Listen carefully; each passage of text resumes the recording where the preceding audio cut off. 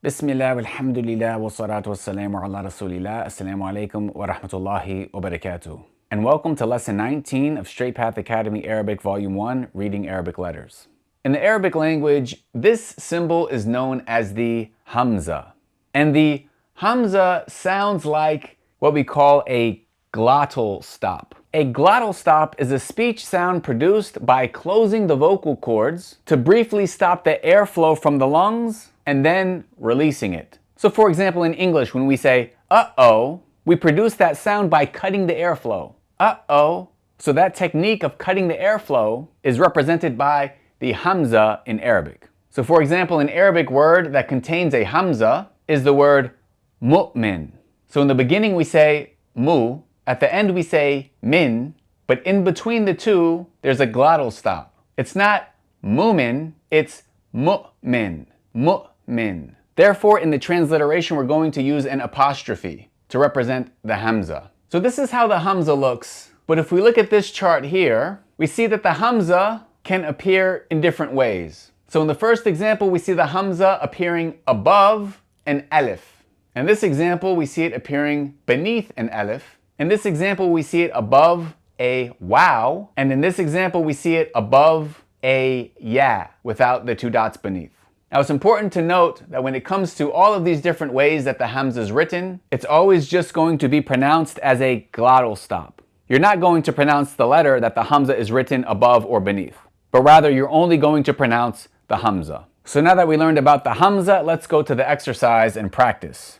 So let's try number 5 together. First, we identify the letter. This W shape with no dots is the letter Sin. So we're going to write an S for the letter Sin. Above the Sin is a Dhamma, so we're going to write a U for the Dhamma. So together, the Sin and Dhamma would be pronounced Su, Su. Next, we see a Hamza. And as we mentioned, the Hamza represents a glottal stop. So we're going to write an apostrophe for the Hamza. Beneath the Hamza, we see a Kesra, so we're going to write an I for the Kesra. So together, the Hamza and Kesra would be pronounced I, I. Moving on to the third letter, this hook shape curving to the left with no little lightning bolt shape in the middle is the letter Lam. So we're going to write an L for the Lam. Above the Lam, we find a Fetha, so we're going to write an A for the Fetha.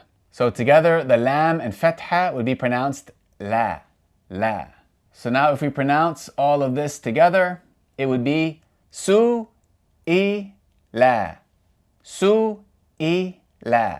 Now keep in mind when it comes to pronouncing the Hamza, it's going to be much more noticeable when it's in the middle of a word, because it's much more clear that you are closing your vocal cords and cutting that airflow before opening it back up. So for example, if we pronounce this all together as one word, we would say Su'ila, Su'ila, with that pause in between the Su and Ila.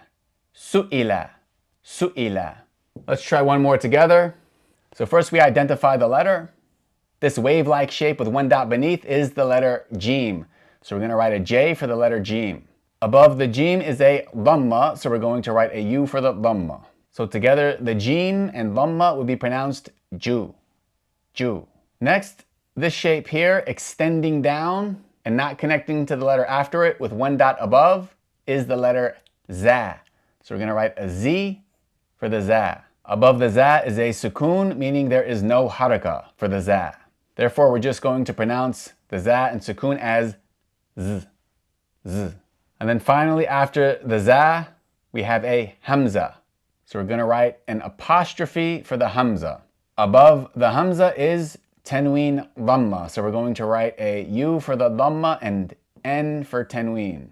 So together, the Hamza and Tanween Dhamma would be pronounced Un, Un. So if we pronounce this all together, we would say Ju, Z, Un. Ju, Z, Un.